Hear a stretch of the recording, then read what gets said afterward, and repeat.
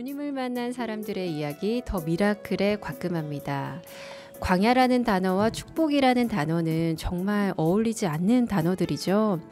광야를 만나는 건 누구나 피하고 싶겠지만 축복을 마다할 사람은 없을 테니까요.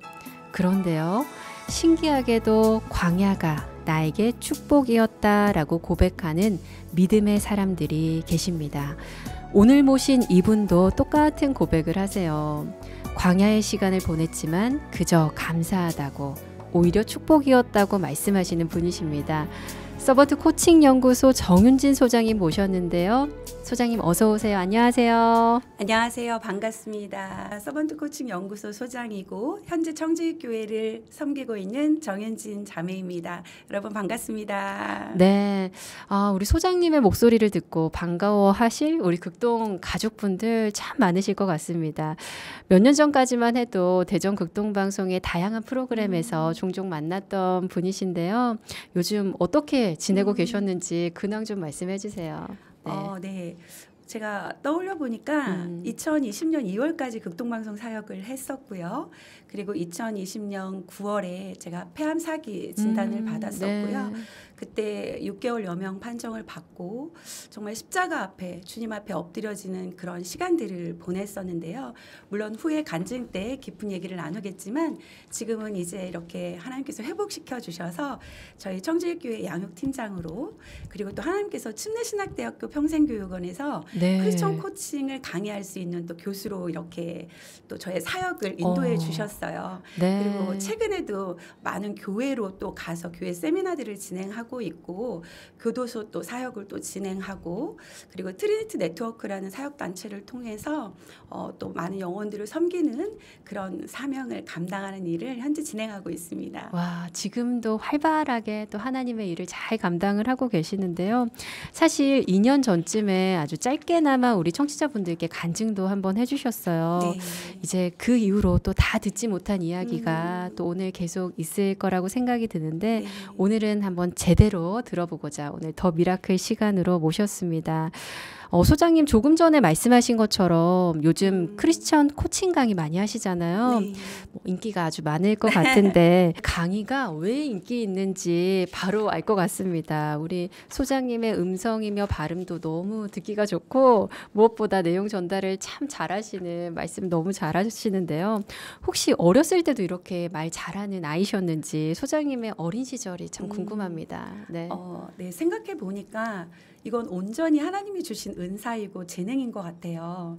저희 어머니께서 처녀 시절에 정말 이렇게 웅변대회를 나가면 대통령상을 항상 받는, 집에는 항상 엄마가 받은 그 트로피들이 이렇게 잔뜩 있는 그런 네. 환경에서 어머니께 제가 이제 유전으로, 사실은 어떻게 보면 하나님께서 창조할 때부터 저한테 네. 주님의 백성들을 섬기라고 주셨던 은사와 이제 재능이었던 것 같은데, 그때 당시는 초등학교, 중학교, 고등학교까지 웅변대회를 이제 학교 대표로 나가는데 그게 저는 너무 싫었어요. 그때는. 잘하시는데도. 네. 네. 그리고 또 그 웅변 원고를 저한테 쓰라고 하시는데 네. 이런 것들이 너무 싫은 거예요. 그럴 수 있죠. 네. 그런데 지금 생각해 보니까 그때부터 이런 것들이 하나님께서 저에게 하셨던 훈련이었구나. 네. 제가 이런 훈련을 통해서 결국은 방송 사역도 할 수 있었고 2권의 책도 낼 수 있었고, 네. 지금의 이러한 사역을 감당하는 데까지 네. 그 근본적인 원초적인 훈련이 어렸을 때부터 되지 않았었나, 하나님의 계획에 대해서 다시 한번 좀 생각해 보게 되었어요. 네. 네. 어머니께서 물려주신 그 아주 하나님께서 주신 또 은사하셨군요. 네. 네, 그 어린 시절 어머니와는 어떻게 지내셨어요? 사실 저는 엄마 뱃속에 있을 때부터 사실 아빠한테 버림받았던, 그래서 굉장히 태어났을 때 되게 외롭게 자랐어요. 네. 홀어머니와 언니와 외할머니와 이렇게 이제 성장하게 되었는데요. 그러다 보니까 굉장히 우울하고 외롭고 경제적으로 가난한 이런 네. 결핍 속에서 살았는데, 그래도 어머니께 제일 감사했던 건 신앙의 유산을 물려주셨다는 거. 그래서 네. 항상 어머니는 일 때문에 바쁘셨기 때문에 저를 그렇게 이제 교회에 보내신 거예요. 그러니까 교회에 가서 저는 살았었고, 교회가 내 집처럼 네. 그렇게 유년 시절을 보냈었던 네. 그런 시간들이었습니다. 와, 그러셨군요. 그러면 어머니께서 바쁘셨기 때문에 거의 외할머니의 좀 보살핌에 따라 네. 교회에 정말 열심이었던 교회에서 거의 살았던 네. 그런 소녀였다고 이렇게 저희가 볼 수 네. 있는데요. 그때도 어떤 신앙이 많이 자랐었나요? 그때는 그냥 교회가 제 집처럼 그 어린 나이에 편했던 것 같아요. 기도하다 잠을 자고, 그리고 그 어린 시절인데도 저는 기억나는 게 늘 새벽에 예배, 막 새벽 기도에 나갔었고요. 네. 너무 통성 기도를 많이 해서 목소리가 이제 쉬어 있는 그런 청년기까지를 보냈는데, 네. 그렇게 유년 시절을 보내다 이제 중학교 2학년 때 제가 인격적으로 하나님께 매달렸던 것 같아요. 하나님, 저는 육신의 아버지가 없지만 진짜 하나님 아버지이시니까 나의 아버지가 되어달라고. 그리고 나는 너무 지금 외롭고 힘들고, 그리고 이 가난에서 벗어나고 싶으니까 하나님께서 내 인생을 아버지이시니까 네. 바꿔달라고 그렇게 기도했던 그런 시간들이 저한테 있었던 것 같아요. 그래도 그 어린 나이에 네. 하나님을 깊이 만나게 됐네요. 오늘 이렇게 소장님의 어린 시절을 들으면서 하나님을 아빠 삼아서 그래도 그 은혜 안에서 긍정적이고 또 이렇게 바르게 잘 자란 여학생의 모습이 그려지는데요. 네. 소장님의 이력을 보니까 미인 대회에서도 몇 번 수상을 하셨더라고요. 그건 어떻게 또 나가게 되셨어요? 지금은 모든 게 하나님의 계획이었다고 고백하지만 네. 그때는 정말 우연이었다고 생각했거든요.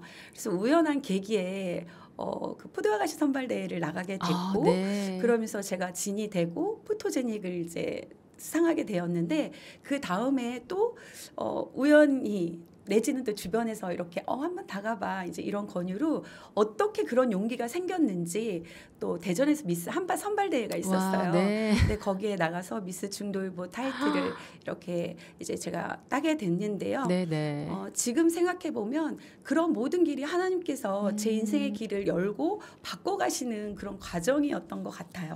네. 그 이후에 또 이 길로 또 일까지 연결이 되셨던 거죠?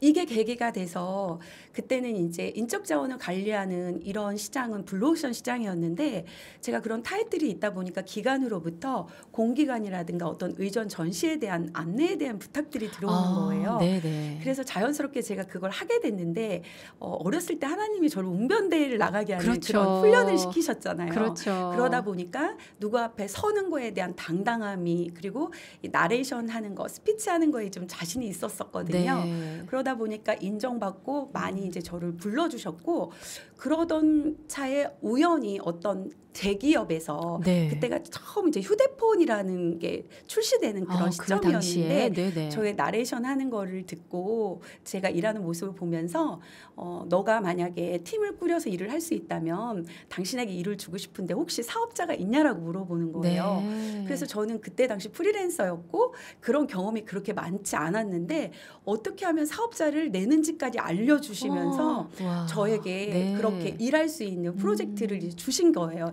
네. 그게 계기가 돼서 제가 98년도에 이제 개인 사업자를 내면서 본격적으로 사업을 시작하는 계기가 되었습니다. 야, 그 당시에는 아마 그런 업체들이 별로 없었을 텐데 그야말로 좀 블루오션이 아니었나 싶어요. 어떠셨어요? 네, 맞아요. 그때 당시에는 정말 뭐 인적 자원들이 이렇게 전문성을 가지고 기업에 대해서 홍보하고 나레이션을 하고 뭔가 안내를 하고 이런 일들이 없었던 타이밍이었고요. 이제 대전에서 엑스포가 생기면서 그런 어떤 의전과 전시에 대한 이런 인적 자원에 대한 블루오션 시장이 연결되는 그 이후의 시점이었고, 네. 그리고 나름 또 제가 열정도 있고 책임감 있게 하다 보니까 이제 본격적으로 사업이 좀 더 이제 활성화되고 많은 네. 곳에서 이제 저를 부르기 시작했던 것 같아요. 네, 그러면 정말 그 당시에 없었던 이 블루오션에서 우리 소장님께서 맡게 되면서 일도 정말 하는 일마다 잘 되시면서 네. 생각 이상으로 잘 되셨을 것 같아요.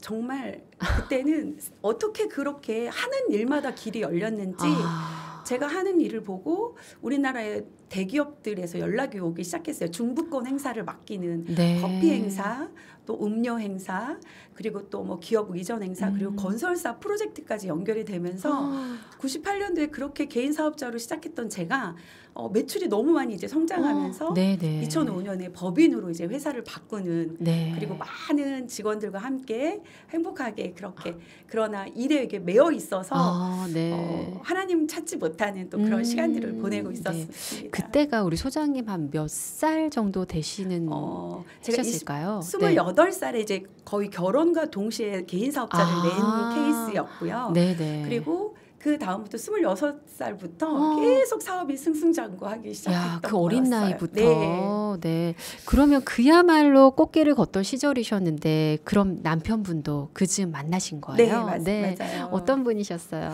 네. 저희 엄마가 아빠하고 그렇게 헤어지고 너무 많은 아픔을 겪고 있으셨었기 때문에 항상 저에게 책임감 있는 남자에 대해서 얘기하셨고 이제 신앙에 대한 얘기를 하셨는데 사실은 제가 그렇게 하나님의 은혜 가운데 그렇게 놀라운 저에게 축복의 길을 열어주셨지만 그때는 교만해서 하나님을 떠나서 방황하고 있던 일에만 그렇게 몰두하고 있던 시점이었어요. 그래서 신앙이 있지는 않았지만 정말 바르게 교육받고 아주 훌륭하고 좋은 집안에 그렇게 양육받은 그런 남자를 만나게 되어서 5년을 제가 만나고 결혼을 하게 되었습니다. 근데 우리 소장님 마음속에는 정말 그 어렸을 때 결핍을 채워줄 수 있는 좋은 남편을 만나고 싶은 마음도 있었지만 또 어떻게 보면 조금 나와는 다른 사람이기 때문에 좀 부담도 느끼시고 좀 그런 부분들도 있으셨을 것 같은데 그 결혼 과정은 어떠셨어요? 네, 맞아요. 저는 그렇게 당당하고 그렇게 이제 사업하고 뭔가를 하기 시작했지만 제 안에 있는 그 외로움과 결핍 그리고 열등감 늘 부족하다는 이런 마음들이 제 안에 있었었어요. 그런데 이제 남편의 집안은 너무 훌륭했고 남편도 굉장히 지식적으로 똑똑한 사람이었고 그러다 보니까 너무 자신이 없었어요. 그래서 한편으로는 그렇게 오랫동안 만났지만 밀어내고 싶은 마음이 있었는데 시부모님들이 정말 성품이 좋으셨어요. 그래서 한 번 그러니까 외아들이었는데 딸 넷에 아들 하나 너무 귀한 아들인데 딱 한 번 저를 만나보자고 이제 얘기를 하셨고 처음 만난 날 저의 결혼을 허락해 주셨어요. 그러면 우리 시부모님께서 너무 예쁘게 봐주시고 또 이렇게 가족으로 맞아주신 거네요. 그 또한 하나님의 어머니의 그 간절한 기도의 응답이었지 않았을까라는 생각을 지금은 하고 있습니다. 좋은 성품의 부모님 또 시댁 가정을 만나셔서 그러면 결혼하고 또 아이도 낳으시고 두 아이의 엄마가 되었습니다. 모든 과정에서 이렇게 어린 시절의 결핍을 하나하나 채워주신 하나님의 손길을 느끼지 않으셨을까 생각이 드는데요. 이렇게 어린 시절부터 너무 잘 되면 이렇게 신앙이 참 지켜내기가 어려워요. 그때 아까 잠깐 말씀하셨지만 그때는 좀 어떠셨어요? 사실 그때는 제 마음이 터진 웅덩이와 같았어요. 물질적으로는 너무 충만했거든요. 그 어렸을 때 유년 시절의 기도를 하나님께서 그렇게 형통하게 다 들어주셨고 물질로도 축복을 많이 주셨고 또 좋은 남편을 만났고 아이들도 건강하게 자랐는데 제 마음은 채워지지가 않았어요. 그런데 중요한 건 그러면서도 하나님이 주신 은혜인지 알고는 있었지만 제가 너무 교만해서 너무 어렸을 때부터 이제 그렇게 승승장구하고 대표님 소리를 듣고 어디 가서 인정을 받다 보니까 당당함을 넘어서서 이제 제가 교만하고 세상의 것들에 대한 이 물질에 대해서 집착하고 그리고 막 이 그 끊임없는 욕구 결핍을 채우지 못하니까 세상 것들로 채우려고 하는 그런 제가 방황의 시간을 이제 보내고 있었습니다. 그랬군요. 하나님께 가까이 가야 되는 걸 알면서도 하나님과 거리두기를 하면서 계속 세상에 또 물질에 그렇게 집착하면서 있었던 시간이 꽤 되셨을 것 같은데 어떻게 다시 하나님께로 돌아오셨을까 이야기해 주시죠. 아까 말씀드린 대로 제 영혼은 너무 이제 메말라 있었고 네. 하나님을 떠나 있었긴 했지만 하나님의 존재와 그 사랑이 제 안에 있었기 때문에 교회는 가지 않았지만 성경책을 끌어안고 잠을 자는 네. 그런 하나님에 대한 갈급함은 제 안에 있었어요. 근데 세상의 것들을 놓지 못하고 놓고 싶지 않은 내가 하나님께로 돌아가면 이것들을 다 포기해야 된다는 그런 것들에 세상에 매여 있다가 어느 순간부터 제 안에 마음속에서 이제 그 마음에 울림이 있기 시작했어요. 하나님께 돌아가야 돼. 더 이상 여기서 더 멀리 가면 안 돼. 어떤 하나님의 그런 사인의 마음을 이제 계속 주셨었는데 네네네. 그 타이밍에 그렇게 승승장구하던 회사가 갑자기 2009년부터 어려움이 이제 닥쳐오기 시작했어요.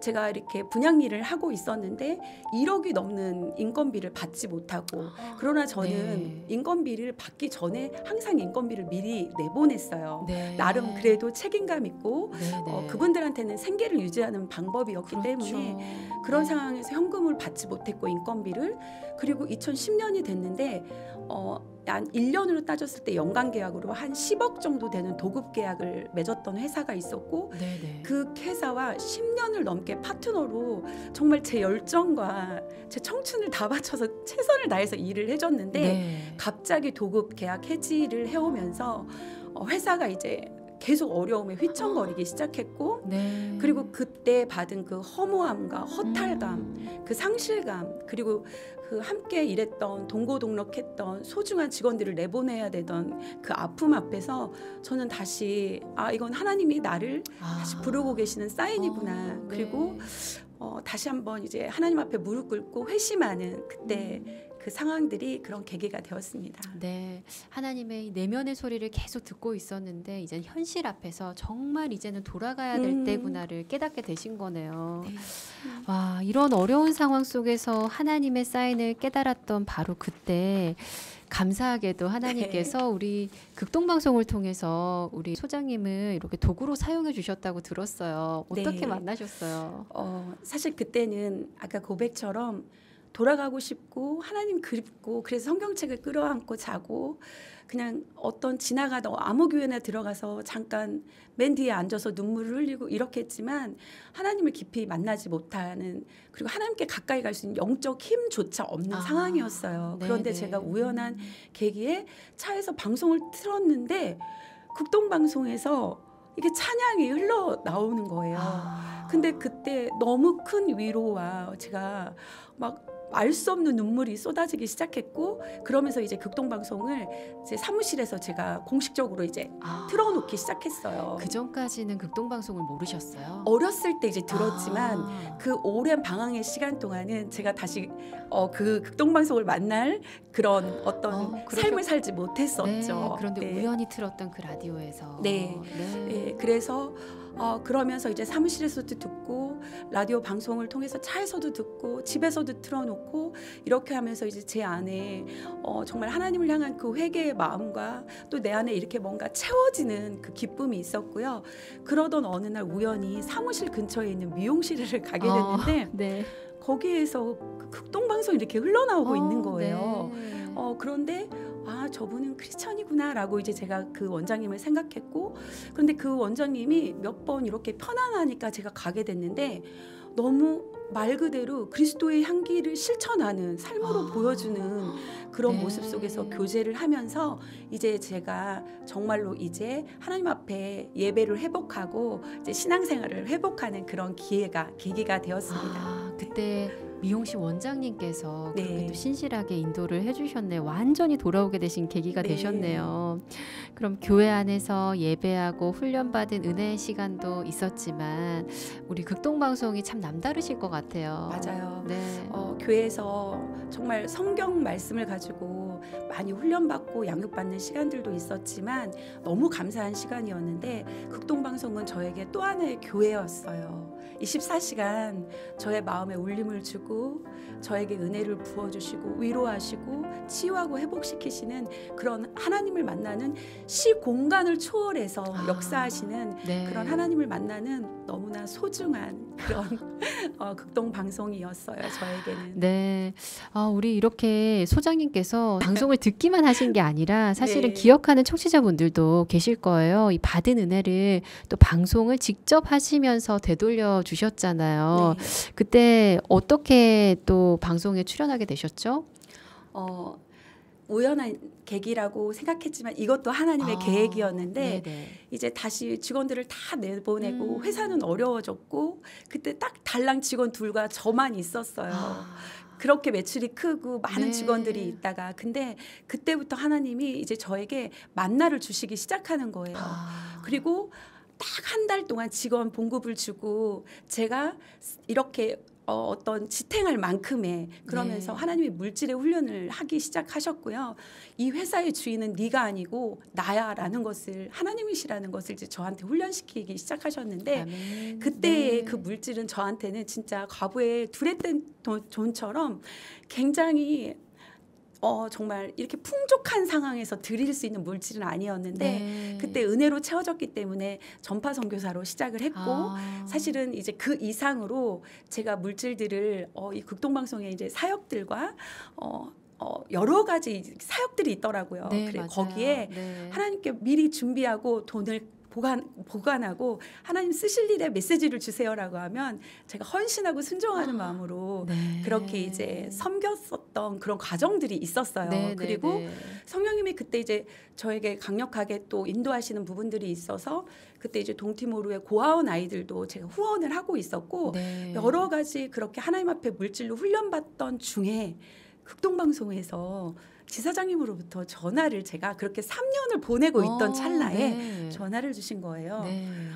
도대체 얼굴도 보이지 않고 섬기고 있는데 얼굴을 좀 한번 볼 수 있을까요? 라는 네. 말씀이셨는데 그때 되게 고민을 했어요. 왜냐하면 그냥 그 받은 은혜를 저는 정말 하나님께 그냥 올려드리고 싶었고 네. 제가 받은 은혜를 극동방송을 통해서도 또 나누고 싶었기 때문에 그래서 고민을 하다가 이제 만나 뵙게 되었고 많은 그동안에 그 제가 받았던 은혜의 스토리들을 간증을 이제 나눴는데 그 간증이 끝날 때쯤에 딱 한 말씀 하시는 거예요. 네. 혹시 방송 한번 해보시겠어요?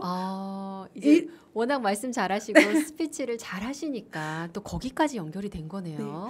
그래서 그 질문을 받았을 때는 방송을 그렇게 듣고 제가 은혜를 받았지만 한 번도 제가 방송을 해볼 거라는 상상을 하지 못했기 때문에 네. 바로 대답을 드릴 수는 없었어요. 그런데 이제 제가 차를 타고 돌아오면서 어떤 용기가 났던 것 같아요. 그리고 하나님께서 그동안 저를 훈련시키셨던 그런 스피치를 훈련시키셨던 과정들이 있었기 때문에 네. 제가 이제 순종하고 그렇게 처음 시작한 게 이제 강수민 PD님과 함께하는 네. 샬롬 좋은 아침 2013년 네. 그렇게 방송이 시작되었어요. 야, 긴 시간 떠나 있다가 돌아와서 네. 우리 소장님께서 더 뜨거운 마음으로 순종하고 섬기는 모습이 하나님 눈에 정말 이제 예쁘게 보이셨을 것 같다라고 네. 생각이 드는데 이제 남편분께서는 신앙이 없다고 하셨는데 네. 이 남편이나 아이들에게 소장님의 이런 모습이 좀 낯설지 않았을까 싶은데 가족들은 어떠셨어요? 사실 남편에게 되게 많은 권유를 해서 남편이 교회에 나가게 된 게 아니고요.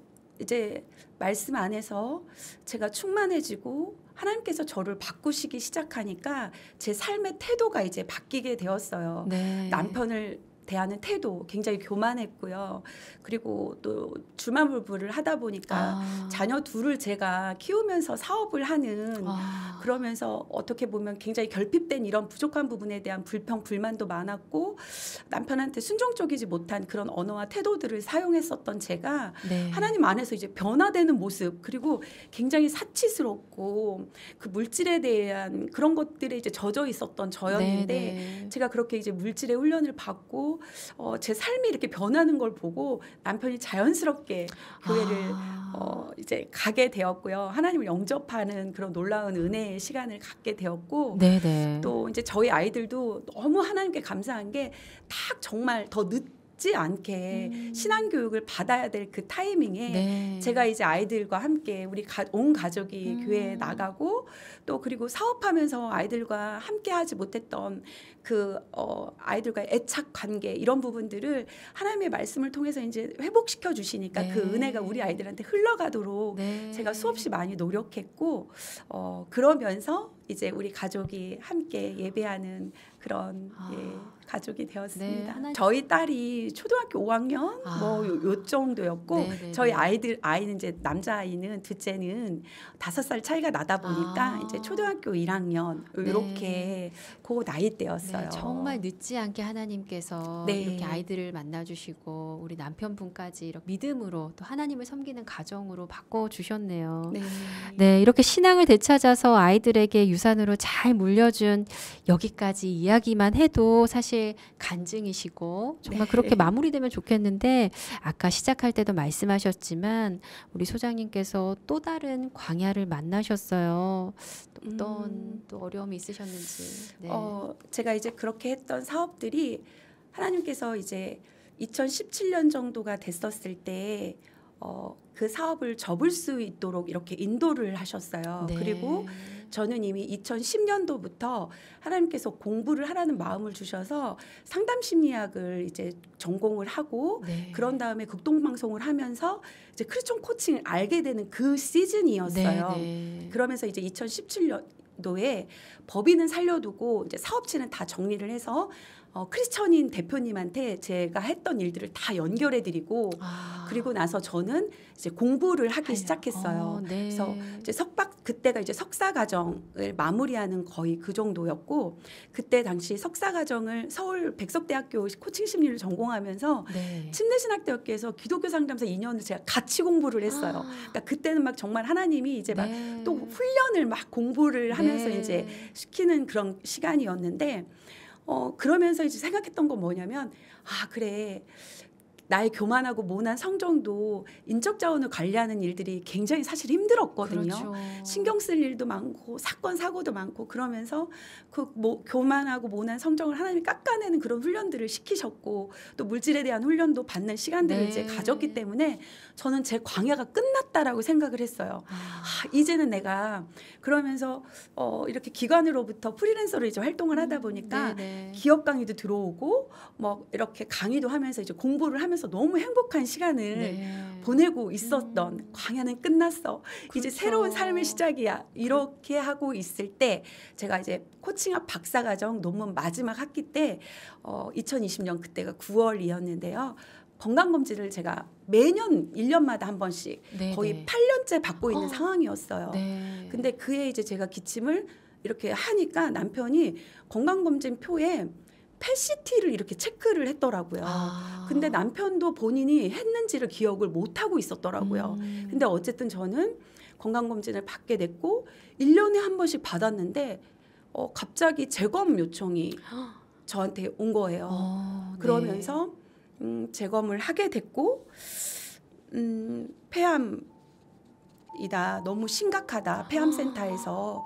그리고 이 상태라면 6개월밖에 살 수 없을 거다라는 그런 진단을 제가 받게 되었습니다.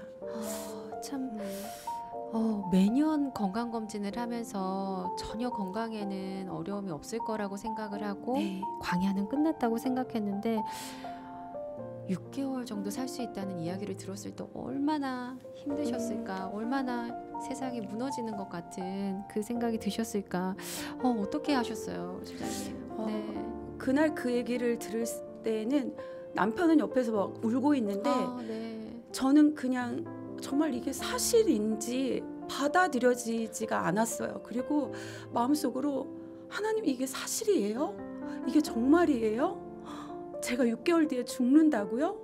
그런 눈물도 그때 당시에는 나오지가 않았던 것 같아요. 그러면서 의사 선생님이 6개월 정도 이 상태라면 너무 심각하기 때문에 폐만 봐도 그러한데 이제 PET-CT를 찍고 전체적으로 몸을 이렇게 검사를 해야 되고 조직 검사를 하는데 이 결과가 한 달 뒤에 나오고 한 달 뒤에 암센터로 제가 갈 수가 있기 때문에 한 달 동안 무조건 기다리라는 거예요.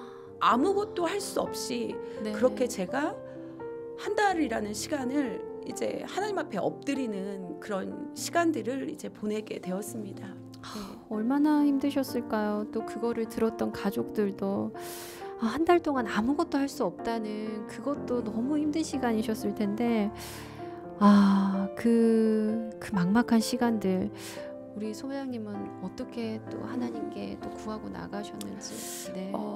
제가 이제 그렇게 집으로 돌아왔는데 너무나 힘이 드는 거예요. 정말 숨쉬기조차 너무 막막하고 아이들을 바라보면 도저히 말할 수가 없었어요. 그렇죠. 그래서 저희 친정어머니도 알지 못했고 시부모님들에게도 말씀드릴 수가 없었고 그리고 저는 되게 낙심한 이제 마음으로 저희 청주의교회 담임 목사님을 저희 남편과 함께 찾아뵈었어요.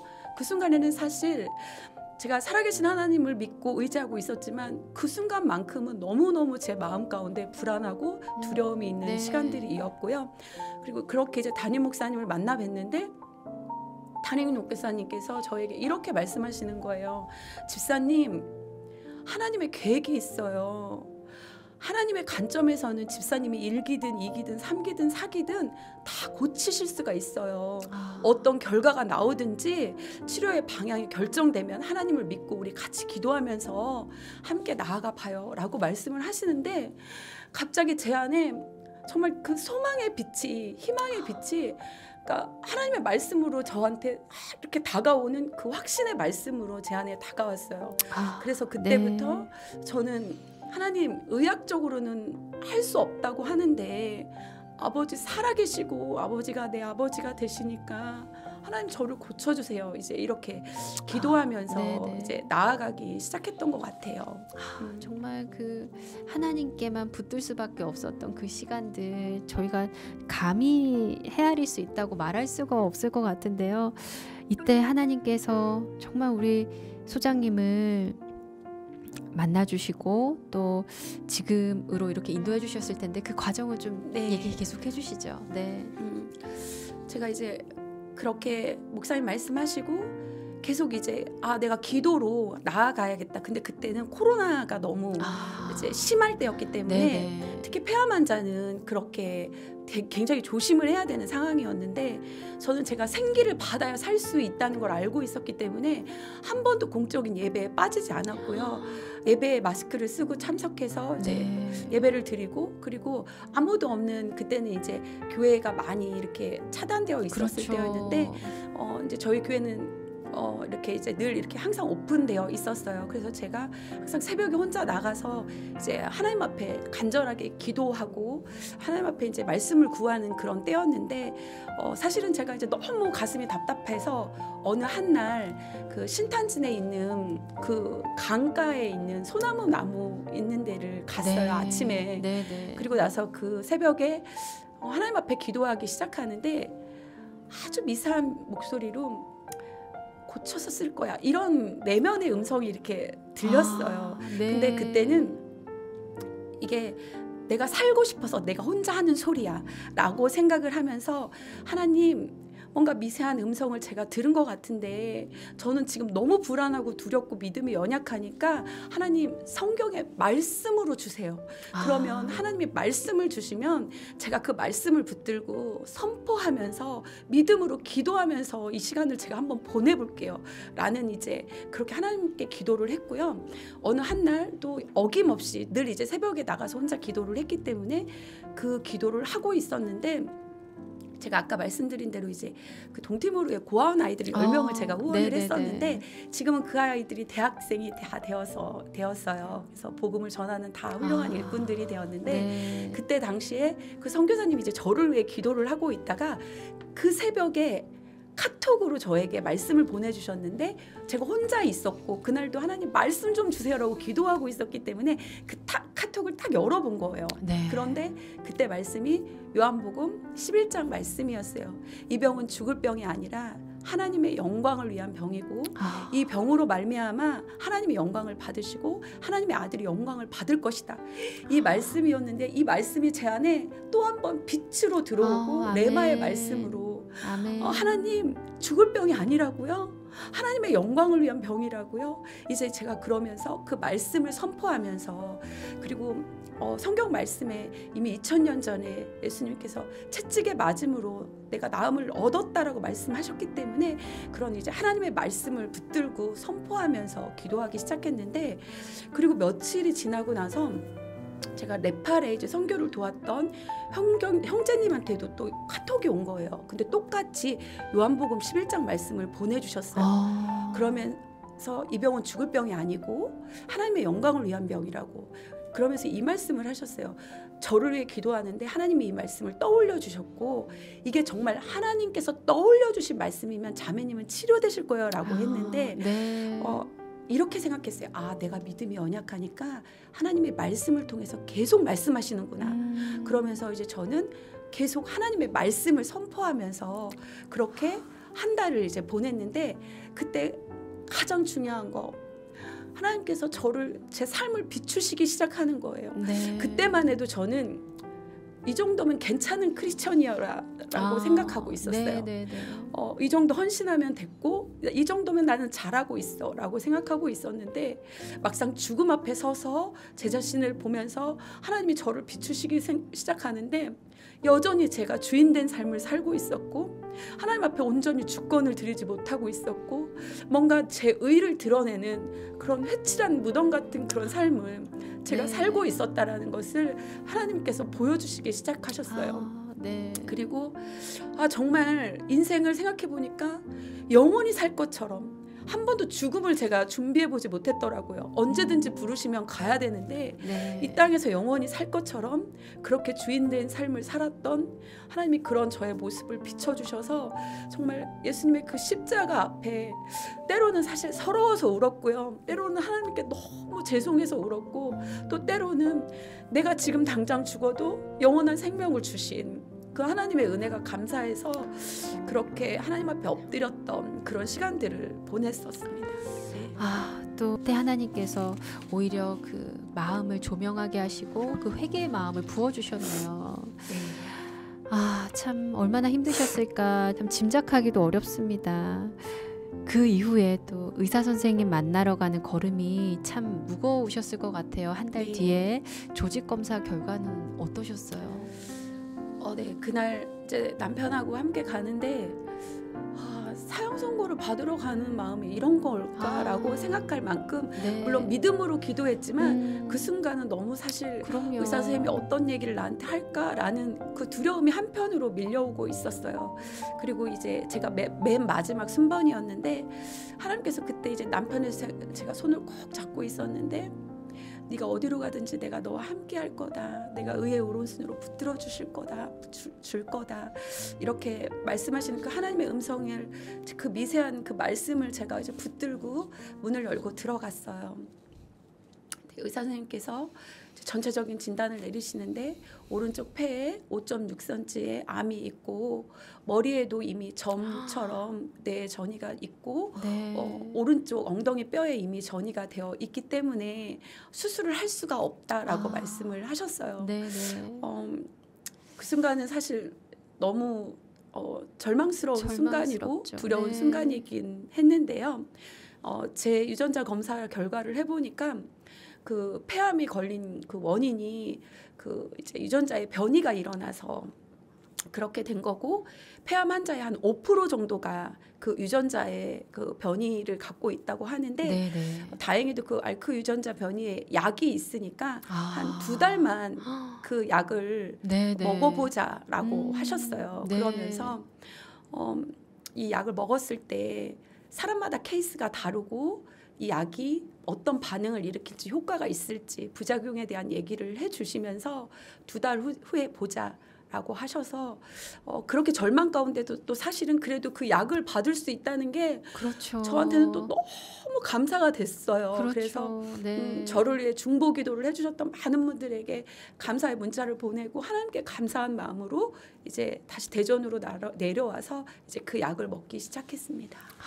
어떻게 보면 정말 하나의 희망을 또 발견하긴 했지만 또 전체적으로 이제 몸에 퍼진 그 폐암을 또 보면서 5개월의 시간, 그렇게 또 정말 쉽지 않은 시간을 보내셨을 것 같은데 이제는 그 약이 어떻게 또 기도하면서 이 시간을 또 약을 먹으면서 기다리셨어요?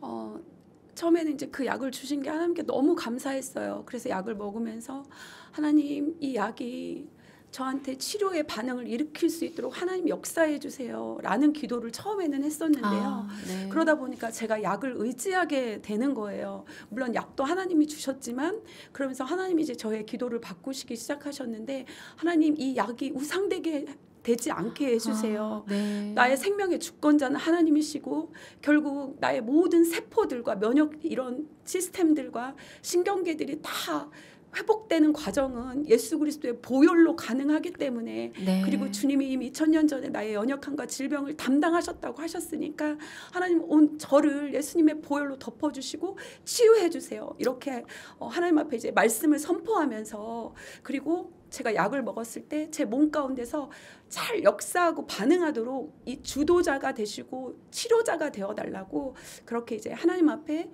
기도하면서 이제 나아갔는데요. 네. 그런 시간을 보내면서 제일 보고 싶었던 게 사실은 저희 친정엄마였어요. 네. 엄마가 너무 보고 싶었고, 그런데 사실 그때가 이제 어머니가 요양병원에 계실 때였었어요. 네. 어머니께서 몸이 많이 안 좋으셨던 상황이었고, 코로나 때문에 이제 면회도 되지 않았고, 그래서 엄마를 만나고 싶어도 이제 만날 수 없는 그런 상황이었고, 그렇게 이제 힘든 시간을 보냈는데 2달 뒤에 이제 결국 어머니는 소천을 하시게 됐어요. 그러셨군요. 네. 사실은 이제 저도 6개월밖에 못 산다고 하는데 소천하시기 전에 병원에서 엄마가 위독하다는 전화를 받게 되었고, 그때 이제 제가 교회에서 이제 단일 기도회가 한참 막 열리고 있었던 때였는데 네. 정말 그때 하나님 앞에 그 기도하는 심정은 어떻게 말로 표현할 수가 없었어요. 그럼요. 그 저의 상태와 엄마의 그 건강을 위한 그 기도를 하며 부르짖는 그런 과정의 시간들을 보냈는데, 결국 이제 하나님은 또 하나님의 때에 어머니께서 이제 소천을 하시게 되었습니다. 네. 참 홀어머니 밑에서 우리 소장님 잘하셨기 때문에 얼마나 그 어머니의 존재가 컸을지 또 짐작이 가는데, 또 2달 후에 암 진단을 받고 2달 후에 어머니께서 또 소천을 하시고, 그때 어머니의 장례를 치르시면서 참 많은 걸 깨달으셨다고 들었습니다. 네. 그때 어떠셨어요? 정말 너무 보고 싶었고 엄마 품에 안기고 싶었는데, 엄마가 그렇게 이제 다시 볼 수 없다는 그 이별의 아픔도 너무 컸고요. 네. 그리고 사실은 제가 그때 당시에 6개월밖에 살 수 없다는 얘기를 들은 상황이었기 때문에 엄마의 영정사진이 제 영정사진하고 겹쳐지더라고요. 네. 이게 바로 이제 앞으로 펼쳐질 나의 모습이구나. 그리고 내가 이렇게 엄마의 이별 때문에 서글퍼 가슴 아파하는 것처럼 나의 자녀들도, 내 남편도, 나의 가족들도 이런 모습이겠지를 생각하니까 그때는 너무너무 가슴이 아프고 더더욱 너무너무 슬픈 시간들을 제가 보냈었던 것 같아요. 네. 그리고 그때 하나님께서 저에게 정확하게 말씀하신 부분이, 한 번 죽는 것은 정해진 것이요 그 이후에는 심판이 기다리고 있다라는 것을 저에게 하나님께서 이제 죽음을 통해서 그 앞에서 목도하게 하셨던 것 같아요. 네. 그리고 그래, 이 세상에 있는 거 이렇게 단 하나도 가져갈 수 없는데 결국 하나님의 이름으로, 예수님의 이름으로 한 것만 하나님 앞에서 결국 심판 앞에 서서 계수받는 건데 나는 그동안 어떻게 살아왔을까라는 질문 앞에 서게 됐고, 그 시간을 보낼 때 제 안에 정말 그 2가지의 질문이 있었어요. 첫 번째는, 너 정말로 이제 이렇게 죽으면 하나님 만날 수 있니? 너 정말로 구원 받았니? 라는 질문이었어요. 네. 근데 그 질문에는 제가 제 행위보다는 행위가 아닌 하나님의 언약의 말씀이었고 예수 그리스도의 피로 제 값이 해결되었기 때문에 저는 구원에 대한 확신은 이제 하나님의 말씀을 통해서 얻게 되었는데, 두 번째 질문에는 제가 자신이 없었어요. 너 내 아들 예수와 이 땅에서 어떻게 살다 왔니라고 물으셨을 때 진짜 나는 어떻게 대답할 수 있을까. 그동안에 제가 살아왔던 그런 모습들을 다시 한번 어머니의 죽음 앞에서 또 목도하게 되고 하나님 앞에 엎드려서 그렇게 하나님 앞에 이제 회개하는 그러한 시간들을 제가 보내게 되었습니다. 네, 저희가 참 헤아리기 어려울 정도의 어려운 시간들을 보내셨는데 또 그 이면에는 하나님께서 또 저희가 깨닫기 힘든 정말 하나님의 그 깊은 마음과 사랑과 또 그 죽음과 생명을 다 알게 해주시는 또 그런 귀한 은혜도 있으셨던 것 같습니다. 네, 치료를 위해서 약을 드셨는데 그 이후에 CT 검사하셨을 때 어떠셨어요? 그때 이제 제가 너무 슬픔 가운데 있었기 때문에 저희 남편도 원래 이런 치료의 과정에서 이 슬픔은 별로 도움이 되지 않기 때문에 네. 너무 기대하지 말라는 얘기를 할 정도로 걱정을 했는데 그날 검사를 했는데 제 몸의 80%의 암이 사라진 상태였었어요. 할렐루야. 네. 네, 너무 감사하네요. 네. 그리고 나서 이제 의사 선생님께서 정말 좋아지는 사람 중에 좋은 케이스라고 하시면서 네. 한번 3달 더 먹어보고 이야기를 다시 나누자라고 해서 다시 또 3달의 시간을 하나님 앞에 이렇게 엎드려 보내는 그런 네. 시간들을 가졌습니다. 너무 감사하네요. 네. 정말 하나님께서 네. 치료에 또 그 은혜를 주셨는데요. 이때 그럼에도 불구하고 또 계속 기도하면서 네. 또 치료의 과정을 지켜보는 시간이셨을 거예요. 네. 그때 어떤 마음을 또 하나님께서 주셨어요? 네. 이렇게 내가 슬픈 상황에서도 이런 절망 가운데서도 내가 믿음이 연약해서 흔들리는 이런 과정 가운데서도 하나님 나를 치료하고 계셨구나.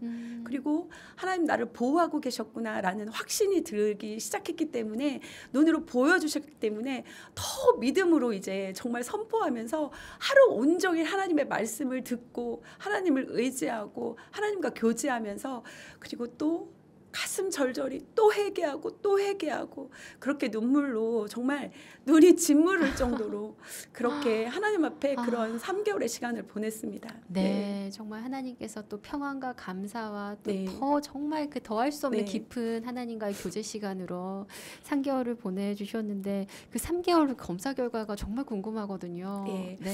맞아요. 그리고 그때 이제 제가 숨고 싶은 마음이 좀 많았어요. 사회적으로는 뭔가 이렇게 활동을 막 하다가 실패한 사람이 된 것 같고 굉장히 마음이 나약해지고 근데 그때 하나님께서 저에게 용기를 주셔서 제가 이제 저희 아이들한테는 비밀을 당분간 유지해야 했기 때문에 네네. 이제 저희 교회 담임 목사님과 몇 분이 저를 위해 정말 눈물로 이제 중보기도를 해주시고 계셨었고 제가 극동방송과 저와 사업과 연관된 많은 분들에게 이제 중보기도를 부탁을 했었어요. 네네. 근데 이제 기도의 힘도 있었고 그렇게 3개월을 시간을 보낸 그 다음에 제가 5개월이 지난 다음에 갔었을 때에는 제 몸에서 CT상으로 아무것도 보이지 않는다. 깨끗하다. 이제 제가 이 결과를 듣게 되었어요. 할렐루야. 네. 정말 하나님의 기적이 여기에 있었네요. 정말 기적이 아닐 수가 없습니다, 소장님.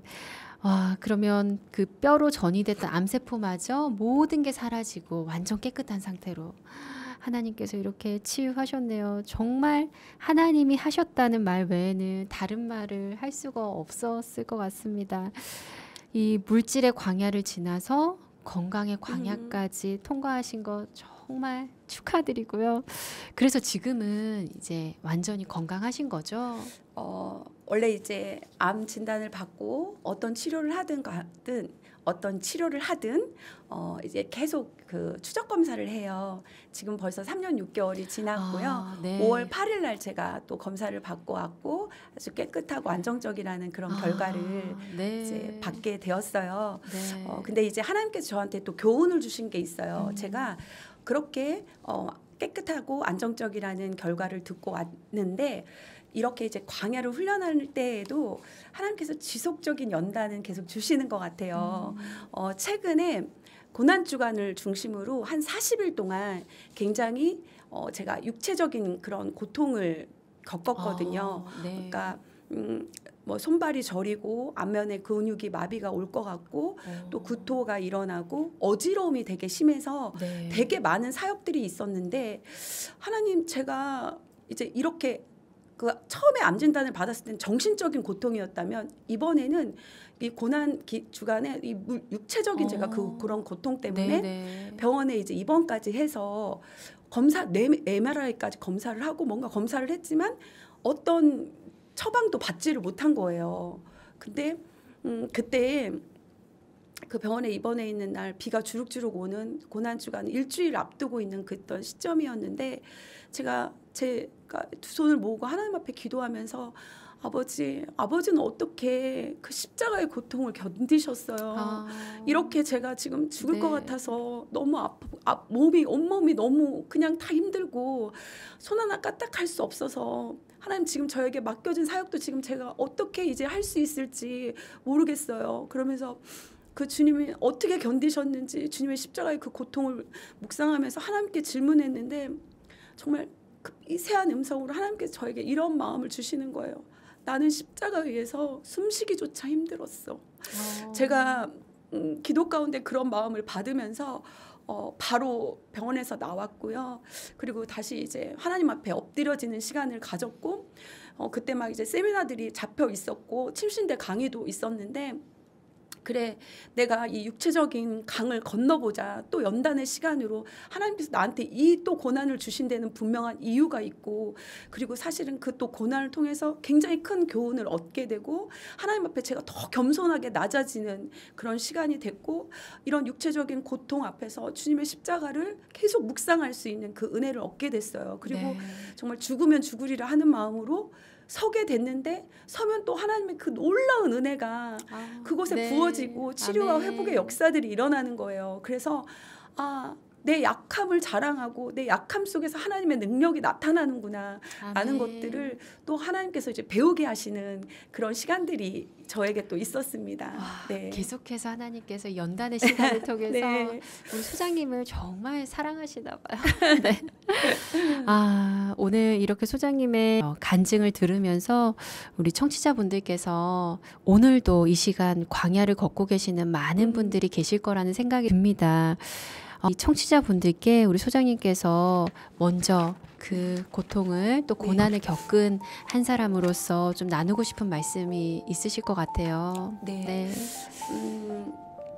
극동방송 가족 여러분, 혹시 지금 만약에 마음의 상처 내지는 육체의 고통 또 어떤 물질의 연단 이런 고난 가운데 계시다면 저는 위로와 그리고 응원의 말씀을 드리고 싶어요. 그리고 저도 지금 이 고난의 길을 가지만 제가 이 고난이 축복이라고 말씀드릴 수 있는 그냥 제 삶을 나눈다면 저는 한 3가지 정도를 응원의 메시지로 함께 나누고 싶은데요.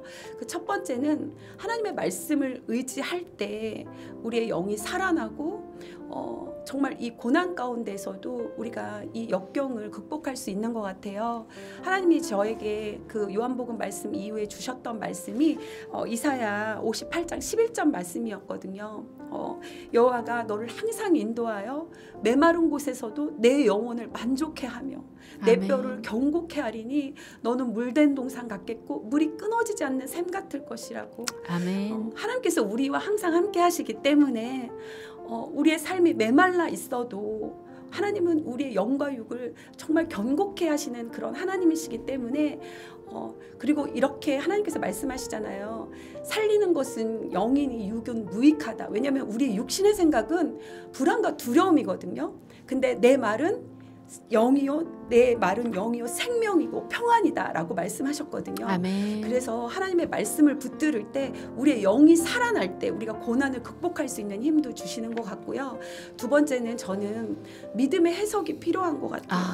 왜냐하면 우리가 고난 가운데 있지만 지금 당장은 숨도 쉴 수 없을 것 같고 죽을 것 같은 고난 앞에 있지만 이 초점을 이 문제 앞에서 하나님의 관점으로 바꿀 때 하나님의 계획으로 우리의 삶을 바라보면 이 고난 가운데 분명히 하나님의 계획이 있거든요. 아멘. 이것들을 통해서 우리를 훈련시키시고 또 이것들을 통해서 우리를 다듬어 주시고 또 이 고난을 통해서 우리를 세워가시고 그리고 이 고난에 대한 훈련의 근육들을 통해서 하나님께서 하실 일이 있거든요. 그래서 믿음의 눈으로 긍정적으로 하나님의 관점으로 해석하는 믿음의 해석의 훈련이 있었으면 좋겠고요. 아멘. 세 번째는 감사는 사실은 은혜이기도 하지만 우리의 의지적인 선택이기도 하거든요. 우리가 고난 앞에서 하나님 앞에 감사하기 시작할 때 하나님께서 기쁘게 반응하시고 우리한테 이 고난을 이길 힘도 주시고 용기도 주시고 그리고 또 더 감사할 제목들을 아멘. 하나님께서 주시는 분이시기 때문에 네. 저는 우리 극동방송 가족 여러분들이 이 고난 앞에서 우리가 함께 그리고 가장 중요한 거 우리는 고아가 아니잖아요. 그렇죠. 이미 예수님께서 네. 십자가 위에서 승리하셨고 세상 끝날까지 우리와 함께 하신다고 하셨고 지금도 우리를 인도하시는 성령 하나님 그리고 말씀과 성령 하나님을 의지하면서 우리가 이 고난을 극복해 나갈 수 있었으면 좋겠습니다. 아멘. 네. 우리 소장님의 이야기를 통해서 우리 많은 청취자분들께서 분명히 응원을 또 얻으시고 또 그 고난을 잘 헤쳐 나가시리라 믿습니다. 우리 마지막으로 소장님의 기도 제목을 알려주시면 저희 청취자들과 함께 기도할게요. 네. 네. 저는 지금 부족하지만 하나님께서 주신 사명의 길을 가고 있잖아요. 그래서 영혼을 살리고 사람을 살리고 그리고 확장돼서 건강한 교회를 세우는 일에 조력하는 일들을 하고 있어요. 네. 그래서 하나님께서 이제 제가 만약에 죽는다면 저는 암으로 죽는 게 아니라 이제 사명이 끝났기 때문에 하나님의 때에 저를 불러서 가는 거라고 생각하고 네. 이 남겨진 하나님께서 저에게 호흡 주시는 이 시간 동안 하나님 저에게 맡겨주신 그 뜻을 제가 잘 감당하고 싶은 거, 그 사명을 잘 이루고 싶은 거, 그 유일한 하나의 소망입니다. 아멘. 네. 그 죽음의 경계를 넘나들었던 우리 소장님이시기 때문에 지금 오늘의 하루하루가 얼마나 소중할지 또 그렇게 생각이 드는데요. 정말 말씀하신 것처럼 하나님께서 정말 축복의 통로로 또 사람을 살리고 교회를 살리는 일에 귀하게 사용하실 줄 믿고 저희도 함께 기도하겠습니다. 네, 감사합니다. 네, 오늘 더 미라클은요 서번트 코칭 연구소 정윤진 소장님을 모시고 정말 하나님이 하셨습니다. 정말 하나님이 살리셨습니다. 정말 그 기적의 이야기를 보여주셨던 우리 정윤진 소장님의 삶의 스토리 함께 들었습니다. 광야의 시간을 보냈지만 그저 광야의 길은 저에게 축복입니다 라고 말씀하셨는데요. 소장님의 또 삶을 저희가 같이 응원하면서 오늘 간증 마무리하도록 하겠습니다.